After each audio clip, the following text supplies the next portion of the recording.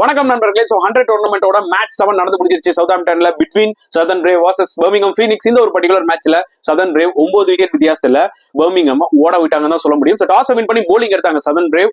Just 106 தாங்க Birmingham அடிச்சாங்க 100 பால்ஸ்ல.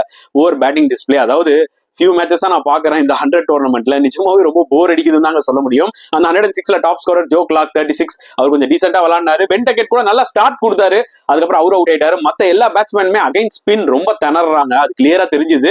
ஏன்னா ஒரு பக்கம் நீங்க அங்க சதர்ன் பிரேவ் போலிங் எடுத்துக்கிட்டீங்கன்னா மைக்கேல் பிரேஸ்வெல் ஃப்ரம் நியூசிலாந்து சூப்பரா போட்டு 3 விக்கெட் எடுத்தாருங்க. பியூட்டிஃபுல்லா போட்டாரு தான் சொல்ல முடியும். இந்த மேட்ச்ல ஜோஃப்ரா ஆர்ச்சரும் ஆடினாரு, அவரும் கமெண்டபிளா போட்டு 2 விக்கெட்ஸ் எடுத்தாரு.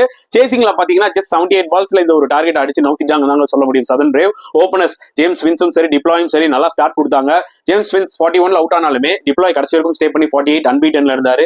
ஜேசன் ராயும் பாத்தீங்கன்னா 12 balls 18 runsல அன்பீட்டன். பர்மிங்ஹாம் ஃபீனிக்ஸ் பொறுத்தவரைக்கும் மக்களே அவங்களோட பேட்டிங் இம்ப்ரூவ் பண்ணலனா இந்த டோர்னமெண்ட் விட்டு ஃபர்ஸ்ட் வெளியில போற டீம் இவங்களா தான் இருப்பாங்க.